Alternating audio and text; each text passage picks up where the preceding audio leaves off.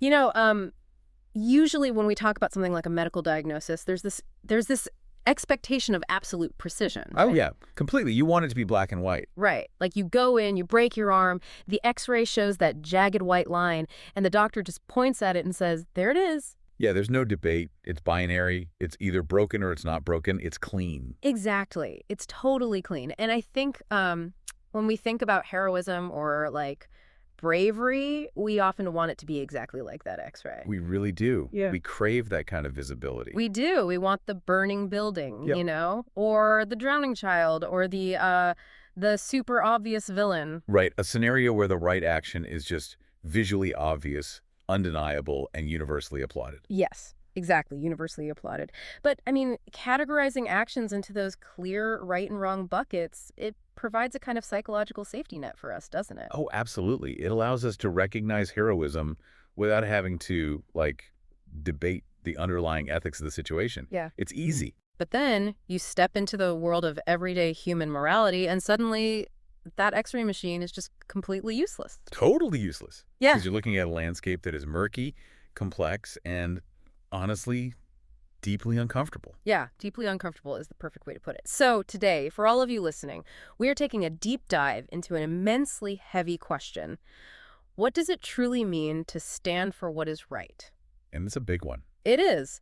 And to get to the bottom of this, we're exploring the philosophical depths of Chapter 30 of a really highly influential, yet I'd say often misunderstood text. Yeah, Morals and Dogma. Right, Morals and Dogma. And we're specifically focusing on the allegorical figure of the Knight Kadosh. So to fully grasp the weight of this material, we really need to establish exactly what we're looking at here. Yeah, give us the context. So, Morals and Dogma of the Ancient and Accepted Scottish Rite of Freemasonry was written by Albert Pike back in 1871. Great. And it essentially serves as the philosophical roadmap for the degrees of Scottish Rite Freemasonry. We are analyzing the 30th degree today, the Knight Kadosh. And I think it's crucial to point out for everyone listening, the Knight Kadosh is not like a historical person walking around in a suit of armor. No, not at all. It's a philosophical archetype. Right. It represents an individual who has committed themselves to the absolute, uncompromising pursuit of justice, truth, and moral integrity. Which is a heavy burden. And if we look back at the previous chapter in this text, the discussion there was heavily centered on tradition, honor, and how you relate to like the historical codes of society. Yeah, external stuff. Exactly. But Chapter 30 just shifts the ground beneath our feet. We leave that realm of external tradition and enter this demanding, often isolating arena of internal courage. It's a total paradigm shift regarding how we define bravery, really. Right out of the gate, yeah. Because the text asserts that true courage is not physical, it is moral. And to understand the Knight Kadosh, we have to strip away all those cinematic associations we just talked about with the word courage. Right, no burning buildings here. No. The source material aggressively redefines courage, not as physical action, but as pure conviction. Pure conviction. Yeah, it is the capacity to stand for what is right, to defend truth, and to act purposefully despite the presence of overwhelming fear. And that distinction between adrenaline-fueled physical bravery and moral courage is so foundational here. Oh, completely. Because physical bravery often relies on training, reflex, and just the immediate biological necessity of survival. Like if a car swerves into your lane, you jerk the steering wheel. Exactly. Or if someone is in immediate physical danger, human instinct often just takes over before the conscious brain even processes the event. Right. You don't have time to form a little committee in your head to debate the pros and cons of jumping out of the way of the car. Right. There's no meeting. It's pure reflex. But moral courage, it operates on a completely different psychological timeline, doesn't it? It really does. It is highly deliberative. It requires an internal fortitude that autonomic physical reflexes simply cannot replicate. What's slower? Much slower. I'd say moral courage is what happens when you have all the time in the world to talk yourself out of doing the right thing, and you do it anyway. Wow. Okay, I really want to push on this exact distinction because I feel like it explains so much of our daily anxiety. Go for it. Well, society builds monuments to physical bravery, right? But moral courage rarely has a physical enemy to fight. Right. You aren't fighting a fire or an invading army. No. You are often fighting your own peers, your boss, or like your community. Which is Terrifying in its own way. Exactly, and I suspect moral courage is actually much harder to summon because the fear we face in a moral dilemma threatens our social standing rather than our physical bodies. Oh, that's a brilliant point. Right. Because evolutionary biology tells us that for most of human history, being ostracized from the tribe was a literal death sentence. Right. If you were kicked out of the group for rocking the boat, you didn't survive the winter. You froze or starved. Mm-hmm. So we are fundamentally hardwired to maintain social harmony at almost any cost. Which means we are fighting our own biology when we stand up to the group. Yes. That evolutionary perspective aligns perfectly with the psychological demands the text places on the Knight Kadosh. So put that into a modern context for us. Okay, think about when you are sitting in a boardroom and a superior suggests a policy that you know is ethically compromised. Oh, I'm already sweating just picturing it. Right. The fear that washes over you is not a metaphor. Your brain's amygdala lights up identically to how it would if a predator walked into the room. Wait, literally identically? Literally. The terror of speaking up, the dread of making everyone uncomfortable, the panic of being labeled difficult, that is a profound physiological reaction. Oh, wow. And the text argues that acting with the unwavering conviction of the Knight Kadosh requires conquering a fear that is arguably deeper and certainly more persistent than the fear of physical pain. Which completely upends how we usually think about fear itself, doesn't it? Totally. Because we tend to frame fear and courage as mutually exclusive. The assumption is that if you're terrified, well, then you're lacking bravery. Yeah, people think if you're brave, you don't feel fear. But the text shatters that illusion entirely. Thank goodness. In the framework of the Knight Kadosh, fear is a necessary prerequisite for courage. A prerequisite, so you have to have it. You have to. It is the raw material. If you aren't afraid of the consequences of your actions, you aren't being courageous. You are simply executing a task within your comfort zone. Oh, that makes so much sense. The Knight Kadosh experiences the terror of social rejection, the anxiety of professional ruin, and the visceral discomfort of confrontation, but uses that exact friction as the fuel for action. So fear is not the barrier to doing the right thing. No, it is the signal that moral courage is now required. Listeners, just think about the physical sensation of that specific kind of fear for a second. Your heart pounds, your mouth goes dry, not because you are in physical peril, but because you know you have to speak up. Yeah, that tightness in your chest. Exactly. Like you hear a subtle, prejudiced remark from someone you respect, or you watch a colleague take credit for someone else's labor. We've all been there. We have. And that agonizing friction between wanting to stay quiet and keep the peace and knowing you need to intervene, that friction is the forge. That is where moral courage is manufactured. Right. And understanding that internal forge, I think it leads us to the mechanics of how this courage actually manifests in the physical world. Because it can't just stay internal. No, exactly. The text moves from the abstract concept of courage into a highly specific blueprint for how a morally courageous life is actually structured. Yeah, it introduces integrity not as some vague character trait, but as the vehicle that channels moral courage into reality. Because having an internal feeling of conviction is essentially meaningless if it just remains trapped inside your own head. It doesn't do anyone any good in there. Right. So the text presents a rigid architecture for integrity, demanding a seamless alignment between three distinct elements: Beliefs, words, and actions. beliefs, words, and actions. It's about living consistently with your internal values without any fragmentation. Like a three-legged stool. Exactly. To visualize this, let's look at structural engineering. Think of this alignment like forging a metal alloy, like carbon steel. Okay, I like this. You need iron, you need carbon, and you need precise heat treatment.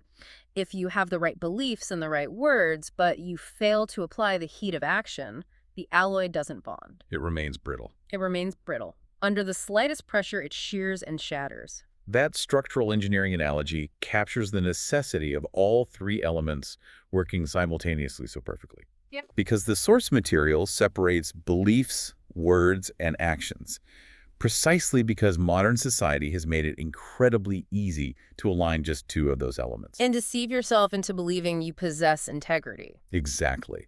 We are highly adept at creating partial alloys that look strong but fail under load. I think the most glaring modern example of this is the whole phenomenon of performative online activism. Oh, yes. That is the perfect example. Right. Someone might possess the genuine belief that a specific injustice is wrong, and they pair that belief with the right words. They post the articles, they use the hashtags. Yeah, they vocalize their outrage to a peer group that already agrees with them. Beliefs and words are perfectly aligned. But when it comes to action, Exactly. When it comes to donating resources, sacrificing their free time, or making a tangible, uncomfortable intervention in their physical community, there's absolutely nothing. the structure shears. It shears. Or consider another one, like the corporate whistleblower who refuses to actually blow the whistle. Yeah, that happens all the time. They possess the belief, they have reviewed the data, and know their company's environmental practices are illegal, for instance. Right. And they might even take a quiet personal action by refusing to sign off on the falsified reports themselves. But they completely lack the words. They stay silent in the meetings, allowing other, less informed employees to take the fall, simply to protect their own pension and avoid the fallout. So belief and action are present, but the absence of words destroys the integrity of the whole thing. Exactly. The Knight Kadosh represents the exceedingly rare total alignment of all three elements. What you believe is what you advocate for. And what you advocate for is exactly how you behave when there is no audience. There is zero gap. Zero gap. And, you know, the sheer exhaustion of living with that gap is something we rarely talk about. Oh, the mental toll is massive. Think about the massive amount of cognitive energy required to live out of alignment. When your words don't match your beliefs or your actions betray your words, you are forced to manage multiple conflicting versions of yourself. It's like playing a character in your own life. Right. You have the version of yourself you present at work, the version for your family, the version for the internet. And you constantly have to remember which mask you're wearing. Yes. Who you have told what, and what ethical compromises you have rationalized to yourself. The psychological term for that is cognitive dissonance. Yeah. And it creates a relentless, low-level hum of anxiety. A hum.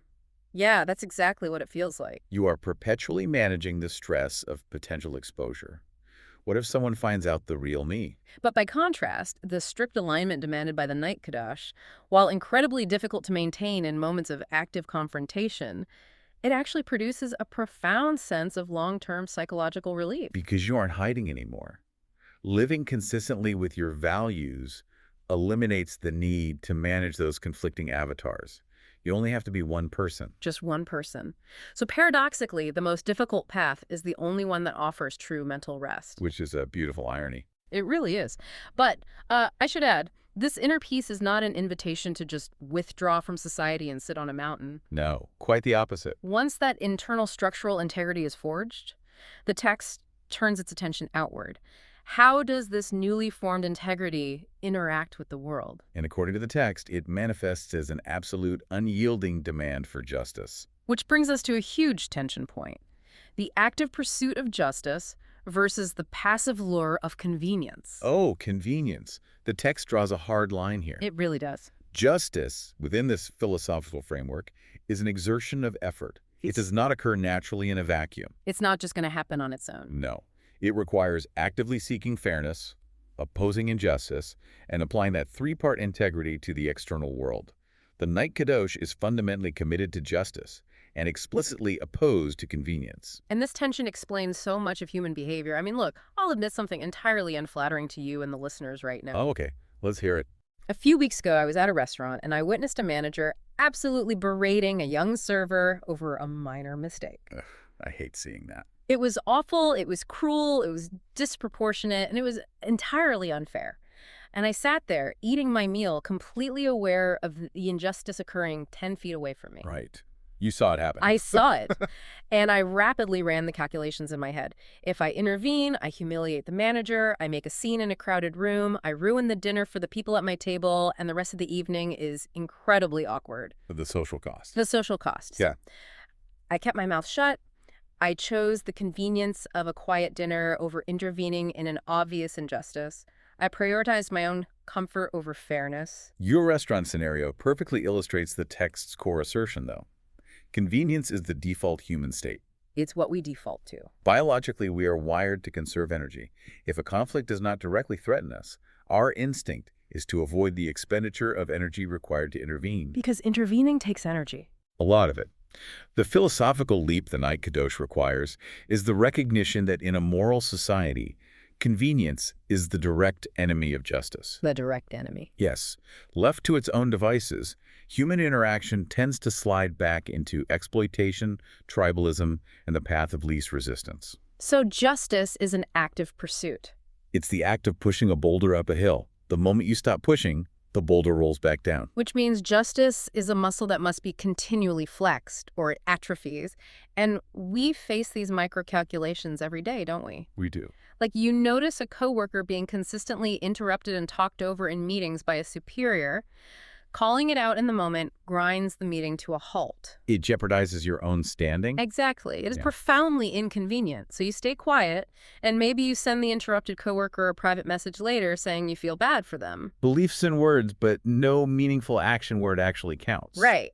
But the framework of the Knight Kadosh demands the disruption of that meeting. It demands the awkwardness at the restaurant. Because the text explicitly warns that the cost of avoiding that awkwardness is the proliferation of the very injustice you are silently observing. And this leads us directly into what I think is the most uncompromising section of the source material, the extreme danger of silence and the inescapable burden of responsibility. This is where it gets really tough. Yeah, because if I stay quiet in the restaurant or in the meeting, I might tell myself that I didn't cause the problem. Like, I'm not the one yelling? Yeah, I didn't yell at the server. I didn't interrupt the coworker. I am just a neutral observer. Well, the text categorically rejects the concept of a neutral observer. It does not let you off the hook. Not at all. It states that silence can allow injustice to grow. Therefore, you have a personal responsibility to act against wrongdoing. So the Knight takes responsibility not only for their actions and their decisions, but crucially for their impact. Impact, yes. Accountability is deemed essential for justice, and accountability is judged by the real-world ripples of your behavior, not your internal intentions. And focusing on impact rather than intent is a terrifying standard to hold yourself to. It really is. Because if we apply that to the meeting scenario, my intent in staying quiet was simply to survive the workday and avoid conflict. Innocent enough intent. Right. But my impact was entirely different. My silence signaled to the superior that their disrespectful behavior was tolerated by the group. You co-signed it by not objecting. Exactly. And simultaneously, my silence signaled to the victim that they were entirely alone and undefended. So my intent was self-preservation, but my impact was acting as a fertilizer for injustice. That's beautifully said. Silence nourishes the dynamic of abuse. And to effectively combat this, the text notes the necessity of awareness and strength. You cannot confront an injustice if you are unaware of its existence. Right, which introduces a fascinating modern dilemma regarding how we control our awareness in an age of infinite information. Oh, this is huge. Think about how we curate our digital lives today. We are experts at it. We really are. We have access to the reality of global supply chains. We know that the cheap electronics or clothing we buy often rely on exploited labor. We know there are systemic inequalities in our own cities. We know it all, but acknowledging that reality is exhausting... It demands action. Exactly. It demands action. So what do? We curate our social media feeds.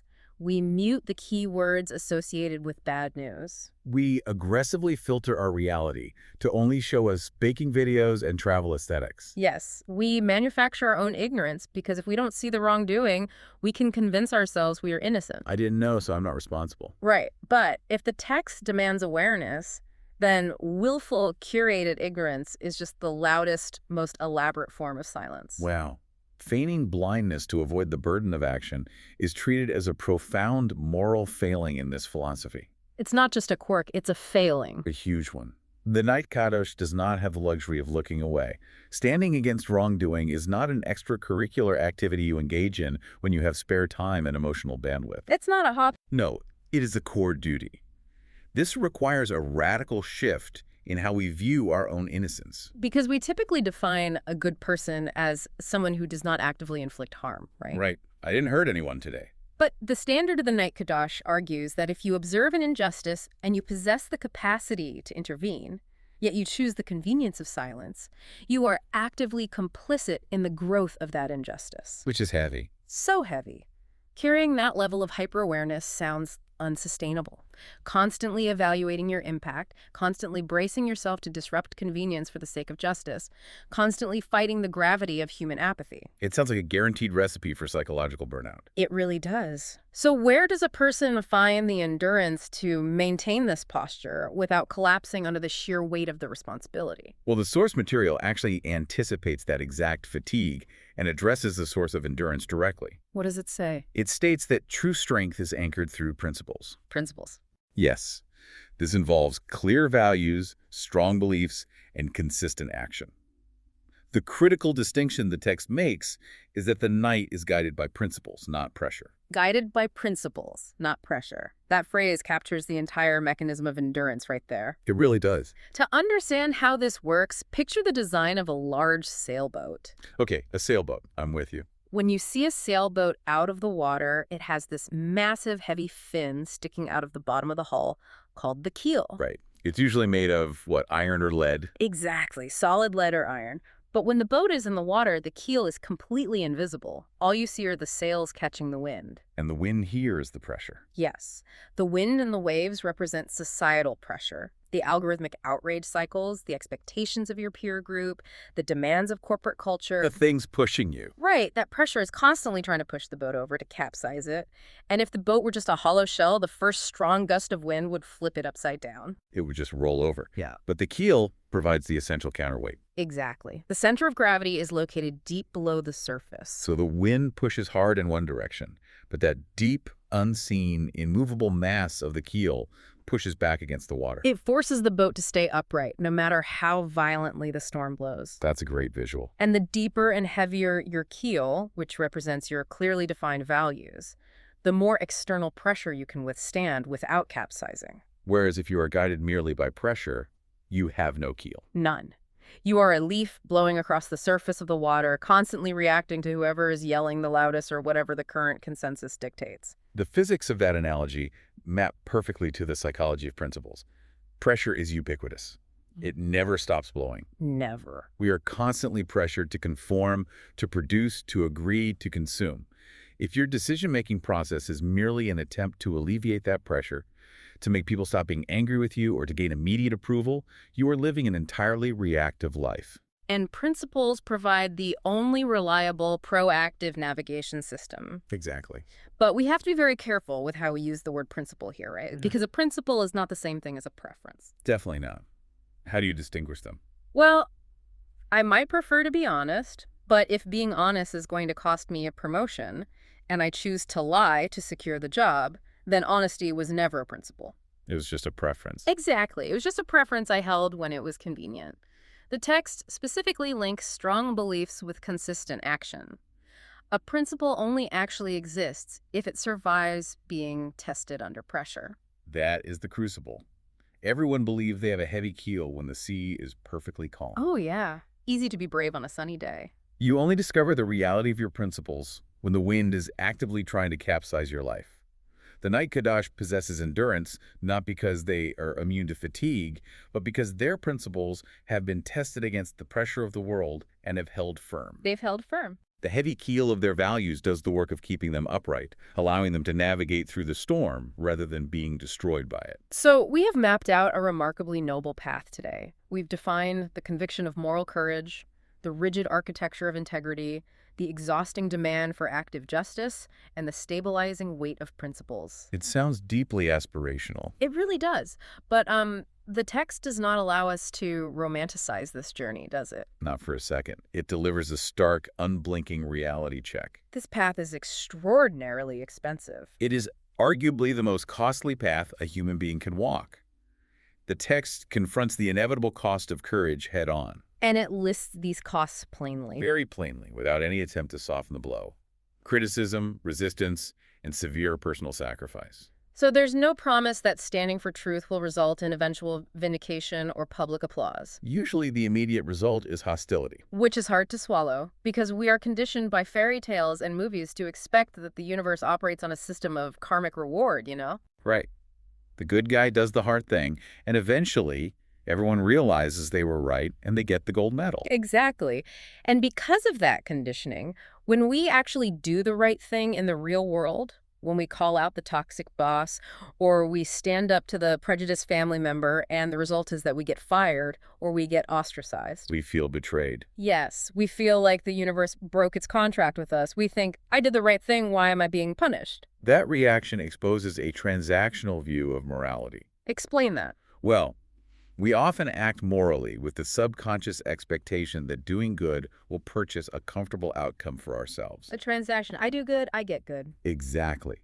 But the Knight Kadosh operates on a fundamentally different understanding of reality. They do not act with moral courage expecting a reward.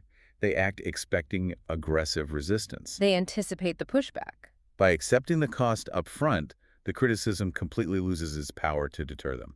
Oh, that makes sense. It's like if you walk out into a thunderstorm expecting to get soaked, you don't curse the sky when the rain hits you. You dressed for the weather. You dress for the weather. The Knight Kadosh dresses for the resistance. They know that confronting the convenience of the status quo is going to make people angry. Because you are forcing them to look at the very injustices they have been trying so hard to ignore. Exactly. And recognizing this transforms how we view sacrifice entirely. It really does. The text does not frame personal sacrifice as a punishment inflicted upon you by an unfair world. So what is it? Sacrifice is the currency required to purchase truth and justice. The currency, wow. It is a harsh but necessary exchange. You are paying a high price for something of immense, enduring value. Knowing that you are making an active purchase rather than being passively punished provides the meaning necessary to endure the loss of a job, the loss of status, or the loss of relationships. Sacrifice as the currency used to purchase truth. That is a profound reframing. It changes everything. It really does.